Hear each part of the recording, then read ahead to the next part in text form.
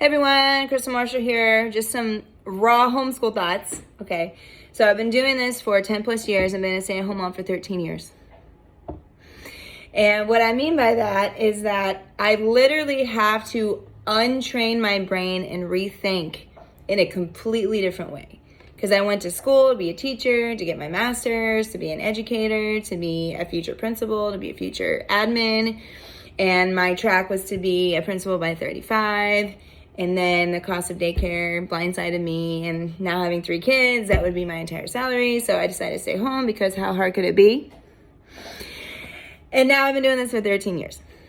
So what I've had to work through mentally is literally untraining my brain and working through, it's not going to be anything that I learned in college, how kids' minds work and what milestones they need to accomplish. And I'm a failure if they don't progress through these milestones at grade level. And I just need to be like, slow down. Like, this is how my brain thinks. My brain is literally like the Autobahn. And then I have my kids that are on like mentally, like they can't process high speeds. They can't, like I have to repeat myself 37 times a day. So I'm a very efficient, organized person by nature. Very type A. And I've had to literally untrain that part of me, which is my default setting, to be like, I need to be a type C. If my house is going to be messy, it's going to be messy. If there's stuff all over there, it has to be stuff all over the floor.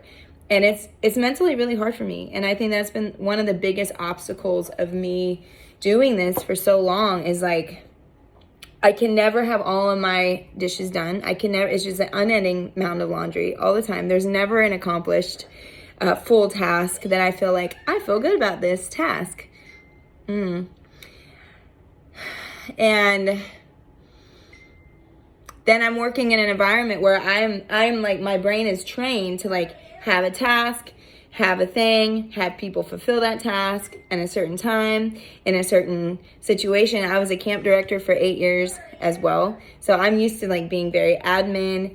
Everybody knew what time to show up. Everybody knew the checklist boxes. I was organizing entire events for like 300 kids.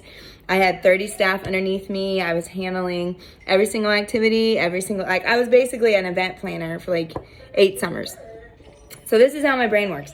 But when you have your own kids and you're in your own home and you have your own schedule and the kids are at their own level, I literally have to be like, not that. And that's been very mentally hard for me. And the mental fortitude that I've had to develop for this and the patience for this and that I have to make systems and processes in place. However, I have to have the patience to know that none of them are actually going to work out in the time that I want. And my plan that I plan every night I sit down at like 10 p.m. or whatever to do what I need to do, the checklist boxes and my goals for all the kids and my goals for the house and all these things. None of them are going to get accomplished on time in my schedule. And I've had to lay that down and sacrifice that urge every day. And so even I was talking to somebody the other day and they're like, oh, I want to homeschool my kids and be a stay-at-home mom. And I literally was like, I just want to let you know that you're going to have mental fortitude, like patience of steel. And it's hard. It's very hard to stay patient when your brain is literally at a different level than all the co-workers in your house.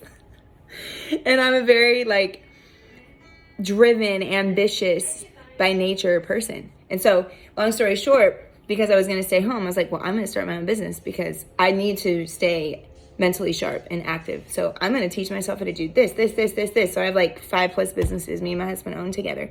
And so that's a factor as well, because now I am not only a mom, I am now a business owner, which I have to have that type A personality, and I have to answer emails on time. I have to show up. I have to have stuff together. I have to answer things, but yet I'm in an environment 16 hours a day that's unkempt, even though we all do chores and we all do things, but you know, I can only expect so much from my kids that are like 7, 10.